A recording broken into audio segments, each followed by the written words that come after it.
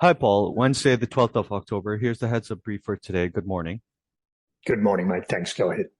So, in Indonesia, there's protests. Workers have threatened a national strike in December, and they're also holding protests in Jakarta today and across the rest of the country. But as we discussed recently, there's not really much momentum for these protests at the moment. Also in Indonesia, the Democratic Party, which is in the opposition, said that it could enter a coalition with Nasdem, which last week endorsed Anies Baswedan as the 2024 presidential candidate. The Democratic Party may consider pushing Agus Harimurti Yudhoyono as the vice presidential candidate. His father, Susilo Bambang Yudhoyono, was a two-term president from 2004 to 2014. Meanwhile, Malaysia's election commission will announce the dates for the upcoming general elections on October the 20th. Mahathir Mohamad and his Gerakan Tanah Air party will contest the upcoming elections. This is expected to split the opposition. Now, Thailand is increasing security for the November Asia-Pacific Economic Cooperation Summit. This will be held in Bangkok. Authorities are especially keeping a close eye on the Deep South, where there's a long-running insurgency.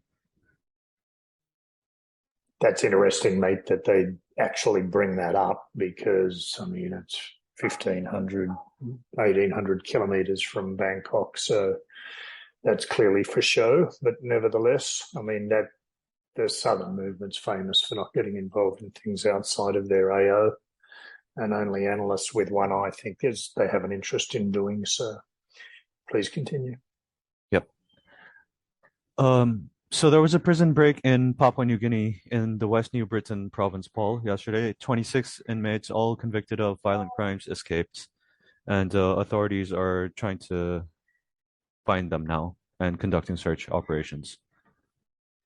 Okay, no, that's not unusual for prison breakouts in the wild, wild west of Papua New Guinea, mate. Okay.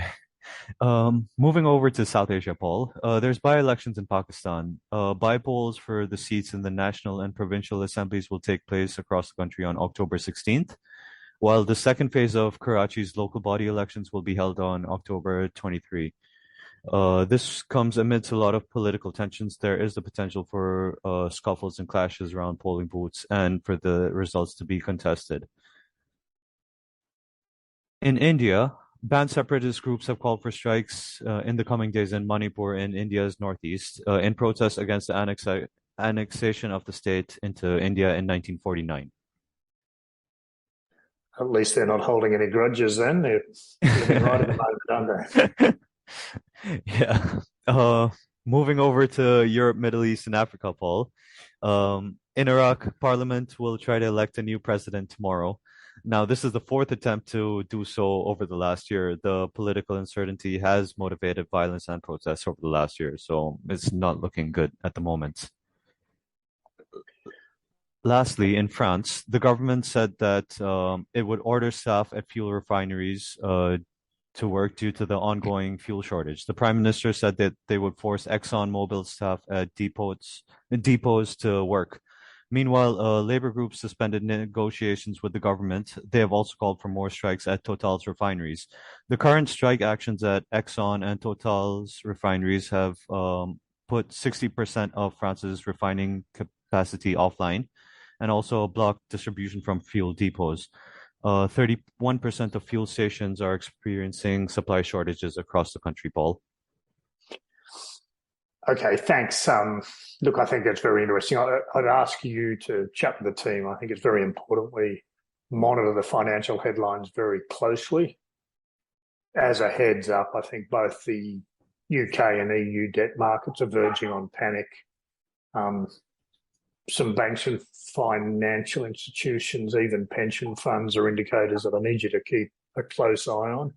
If these start to fail, we could see a cascading further across the region and the globe. If that occurs, which I fear it will, then Europe could be next. Asia's a little bit more resilient, but not greatly. But then the emerging markets will get caught up in the panic.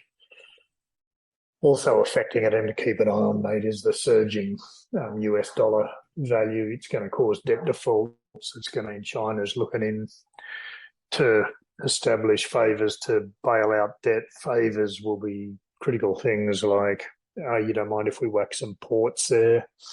You don't mind if we set up your telecommunications. And of course, that comes along with, a nationwide eavesdrop.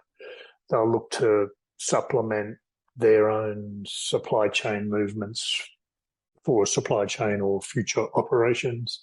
So look to acquire land for rail development and advancement like they did in Thailand. Fortunately, the Thais rejected that. But these economic indicators are going to be very important over the next 3 months to see which way it's all going to go. And of course, people are looking to flows of capital back to the US. It's good for America, but it also means it's not good for America to help stabilise. So things like underground Nord Stream pipelines blowing up, bridges that get blown up that that Ukraine doesn't claim responsibility for during a war, which they claim responsibility for everything, may indicate why the Ukraine-Russia conflict was pegged and poked, and despite agreements that certain things would occur, didn't occur. So the whole commencement of that war may bring into other strategic analytical issues to keep considering in terms of who has the greatest interests in this war and who are the peripheral players. Thanks for the brief today. A really good brief, Uday. And just keep an eye on that southern Thailand area. It's been unusually quiet with the odd period of volatility. Just get someone to have a closer look on that, especially leading up to the Malay elections. With the background of the Sultanate of Patani and the movement of the border north into Thailand from south in Malaysia many moons ago. Just keep an eye on that one, will you? Yep. Thank you. All right. Cheers. Thanks, Paul.